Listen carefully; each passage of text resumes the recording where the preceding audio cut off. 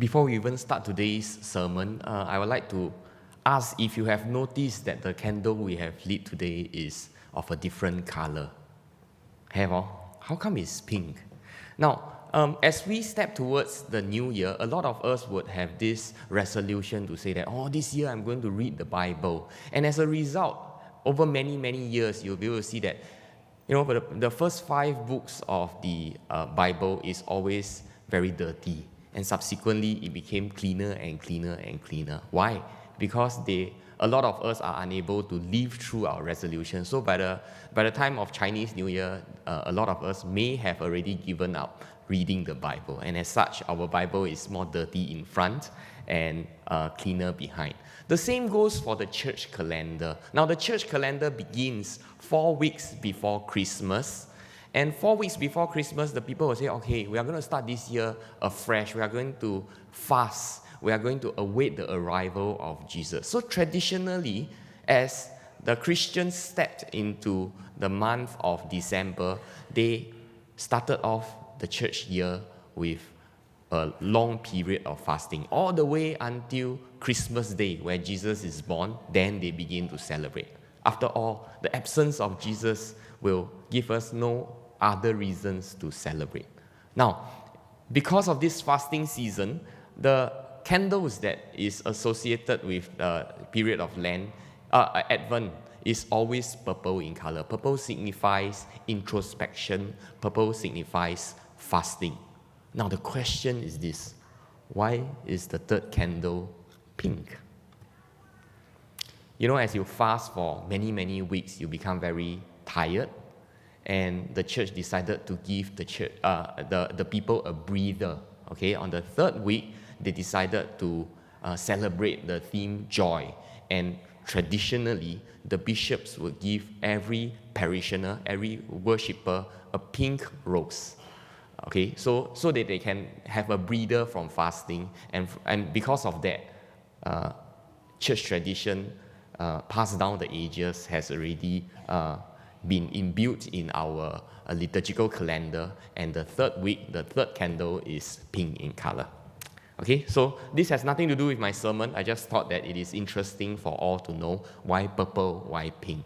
Okay, so after today, we'll go back to our fasting season all the way until Jesus' arrival. Now, back. First slide.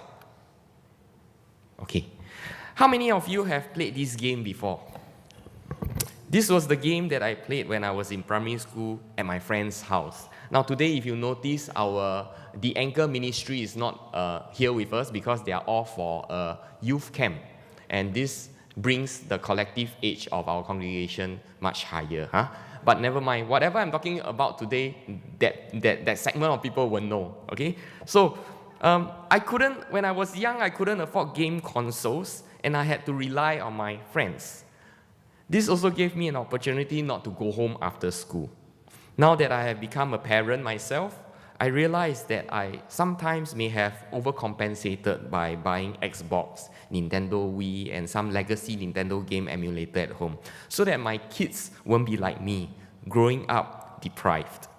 But it is also very interesting to observe such compensations in our lives, right? Because we are young, we cannot eat certain things. Now our children will be fed with a lot of things. Wow, chicken drumstick, eat. Because Papa, when young, we only eat the last portion of the chicken wing, the jam one. So these are the compensations we have in our life for our offsprings.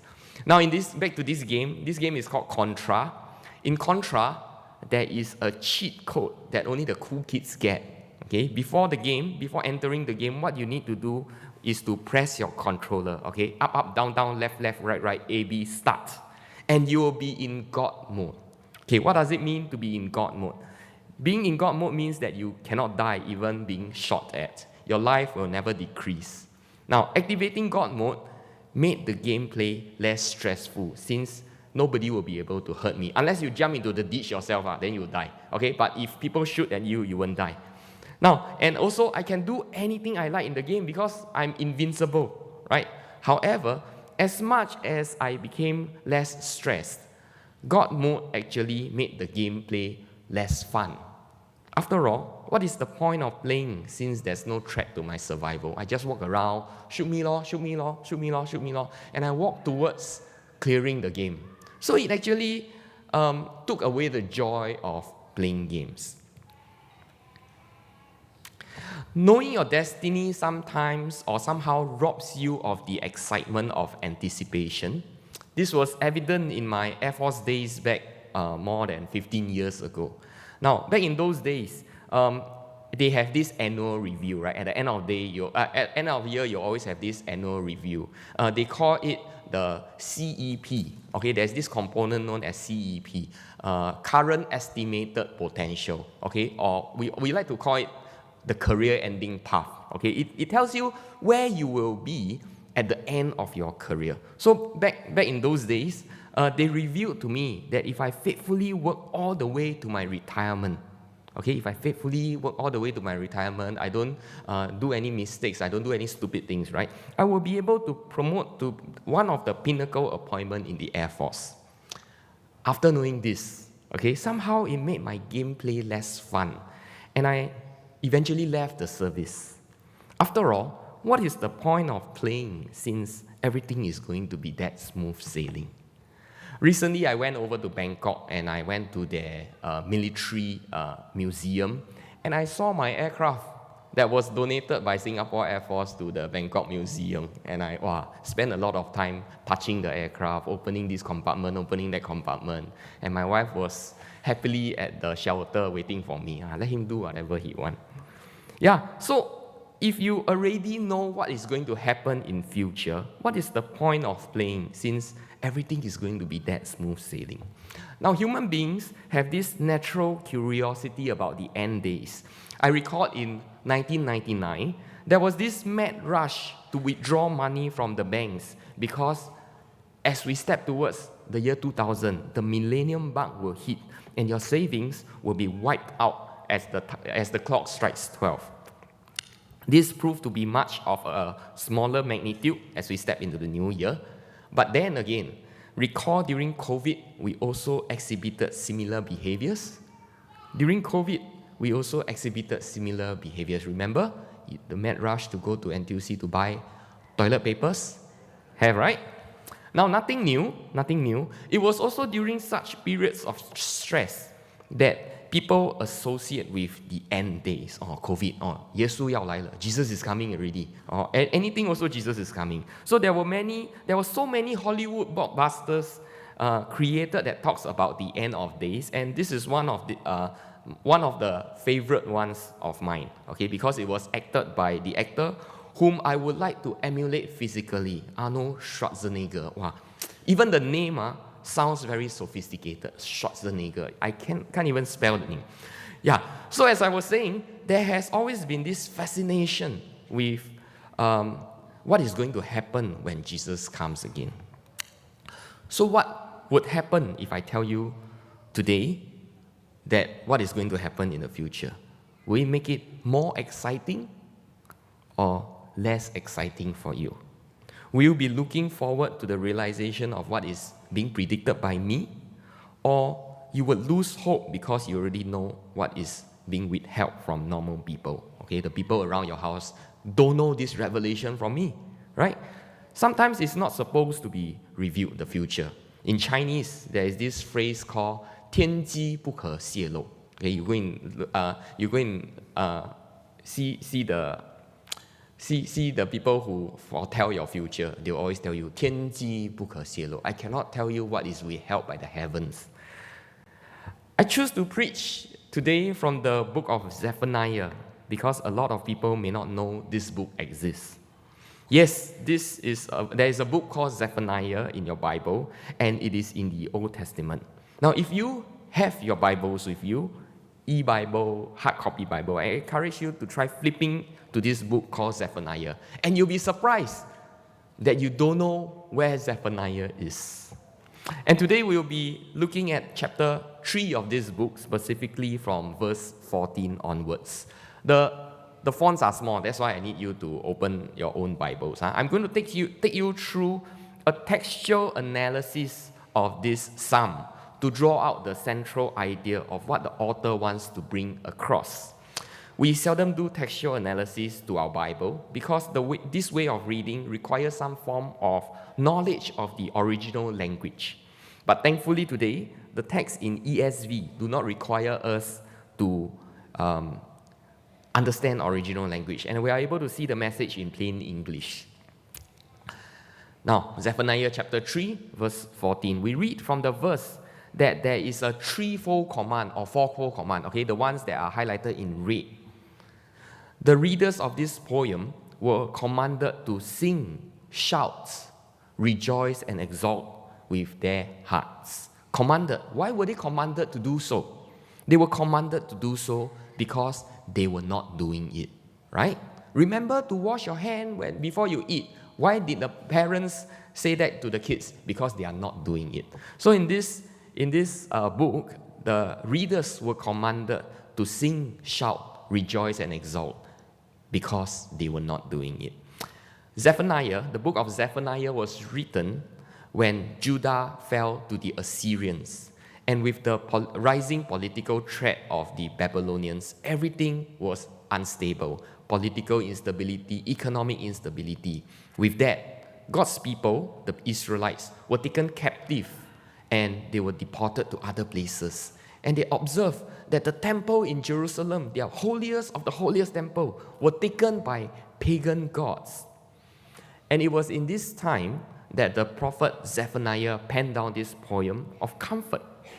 We see from this slide that mirroring the threefold commands to sing, shout, rejoice, and exalt, the poem had a closure in verse 17, talking about God's rejoicing over his people. Okay, the one at the bottom. He will rejoice over you with gladness. He will quiet you by his love. He will exalt over you with loud singing. So you will be able to see that there is this encapsulation of the whole poem. There's a beginning, there's an end. There's a threefold command, there's a threefold command at the end.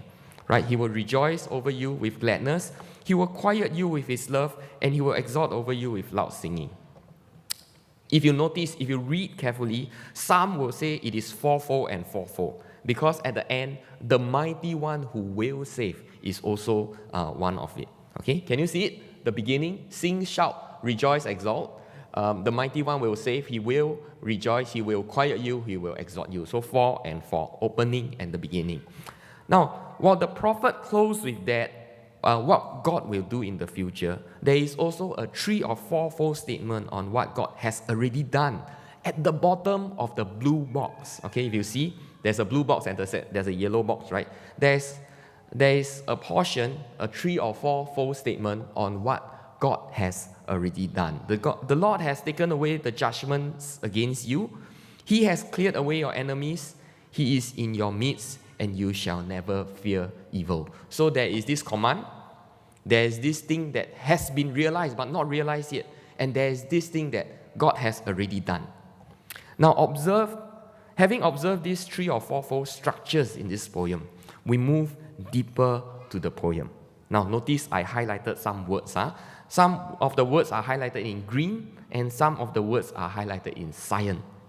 They are repetitives trying to sandwich the central idea, which is highlighted in yellow. Can you see? So how we can represent this poem is by using a burger analogy. Okay, there is a beginning, there's an end. Okay, you fill the burger with lettuce in the beginning and the end, and then you add cheese.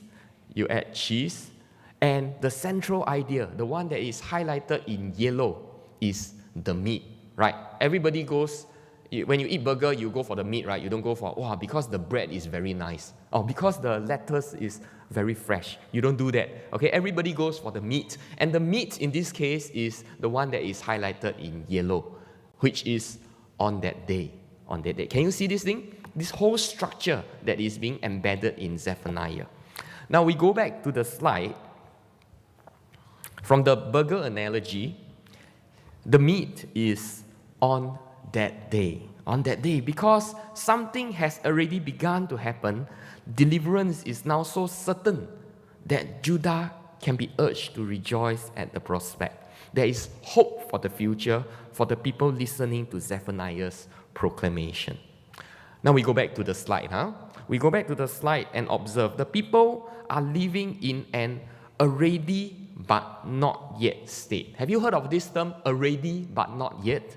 When Jesus came into the world, he said, the kingdom of heaven is near. The kingdom of heaven. Jesus ushered in the kingdom, but we are still living in a place where everything is imperfect, right? We still need to toil for our money at the end of the month, our salary. We still see people who are sick. But Jesus has already proclaimed that the kingdom of heaven is here. So this is what I mean by the already but not yet. We are already living in the end times, but this end time has not been fully consummated, and it will be consummated when Jesus comes again. So we are living in a state of the already but not yet. God has already taken away their judgments. God has cleared away their enemies. God is already in their midst. But what is not yet is the portion that is highlighted in yellow, the whole big chunk that is highlighted in yellow. These belong to the future. On that day, all this will take place. On that day, all this will take place. And because of what is going to happen in the future, that is going to happen for sure on that day, they are commanded to start rejoicing. Because they know what will happen in the future, they can start rejoicing in the now. This is called the already but not yet state they were living in. Back to the main passage, we also observe that there is a link between the first portion on your left and the second portion on the right, because there is a repetitive word called save. Okay, this save in Hebrew is known as Yasha. Okay, this is where Yeshua or Jesus comes about. Okay, this word save. Hence, we see that this whole passage belongs to one poem. From these verses, we can see that they are once again living in the already but not yet state. Verse 18 talks about what God had done. Okay, in Hebrew, it is actually in the perfect tense. I will gather those of you who mourn for the festival, on verse 18. It is a perfect tense. So actually, it should be read as, I had already gathered those of you who mourn in the festival. Okay, what God has done, and you will no longer suffer reproach. And then we will be able to see for the rest of the verses that talks about what God will do in the future. Using this burger analogy, we will be able to see at this time, okay, this time round, it will be a simpler burger. Note that the praise and renown, okay, praise and renown highlighted in green, is reversed. Praise and renown is reversed at the bottom. It became renowned and praise. Why so? It is the two layers of lettuce to encapsulate the center portion, the meat of the burger. And the meat of the burger, once again, is called at that time. At that time. The celebration of something that is yet to happen. Okay, highlighted in yellow. Prophet Zephaniah was asking the people under oppression to celebrate because they know what will sure come to pass. If you are living in those days, will you celebrate? If you are a prisoner of war and a prophet comes to you to say, God will confirm win one, you can start celebrating already, would you celebrate? Fast forward to the New Testament. The reading today is taken from Philippians chapter 4, and Paul now commands the readers to rejoice, letting their reasonableness be known. Letting their reasonableness be known to everybody, not be anxious about anything, but present their request to God. This is also under the anticipation that God will come again and God will be victorious, just like what was written in the psalm in Zephaniah. This actually is the message to us Christians today. Now, some of us may be facing hardship at this juncture in our lives. We sing about joy and all these things. We light the joy candle, right? Some of us may be facing hardship. Some of us may be even facing hardship all the days of our lives, and we sometimes just want to give up. Don't even struggle already. As we approach Christmas, a season of celebrating, a season of feasting, and a season of gifting, we sometimes retreat to our own cocoon and start to pity ourselves. Right? We ask ourselves, why did God allow suffering to happen to me? How can I celebrate in the midst of all these struggles? Why don't God allow suffering to happen to him or her or him or them? Friends, we live in a period of the already but not yet. But we already know that God will have the ultimate victory on that day. This gives us some form of hope, knowing that our struggles will soon end. This knowledge is what I refer to as God mode. You already know what is going to happen. We know that as long as we hold on to our faith, nothing we do at this side of eternity will affect our eternal destiny, as long as we hold on to our faith. For those who are struggling and find it hard to be joyful in 2024, I want to invite you to spend the next 30 seconds telling it to God. Don't be afraid to tell God your struggle. Don't be afraid that by telling God your struggles, you are offending God. And may the Lord, who brings peace, allow us to have more peace as we get to know Him more and more. So that the emphasis of joy in Advent, the pink candle that we light today, can be a lived out experience by all of us. We'll spend 30 seconds for you to pour out all your sorrows to God. Why did all these things happen to me? Why am I the one? How can I be happy to God? And then I'll continue on to the next segment of the sermon.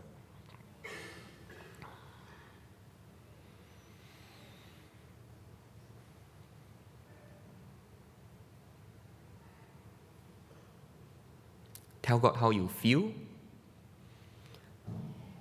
Tell God how joy was robbed away from you. And ask God to give you this joy in this already but not yet period.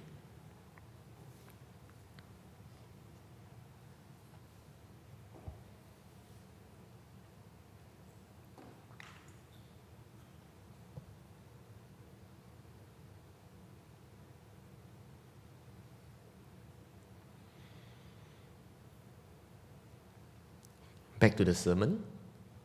Now, in our quest for joy, in our quest for God, mankind has always relied on their own efforts to find God.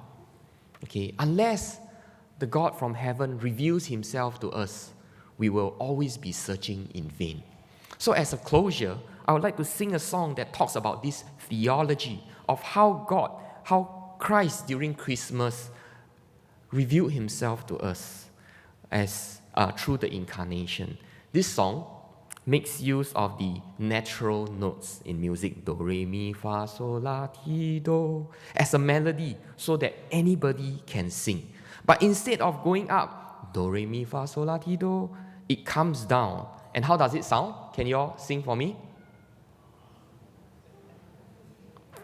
Yeah, I'm going to introduce you to this song. A song that makes use of the natural notes. Do, ti, la, so, fa, mi, re, do. Okay? Everybody can sing this song. Do you all know what song is this? Let me reveal to you. Sometimes when I reveal to you, then your eyes are open. Do, ti, la, so, fa, mi, re, do. Okay, I invite the worship team to come on stage as we prepare ourselves to sing this song. This song that signifies the incarnation of Jesus all the way from do, ti, la, so, fa, mi, re, do, to earth, so that we can know this God who revealed Himself to us. Take it away, music team. Shall we all rise?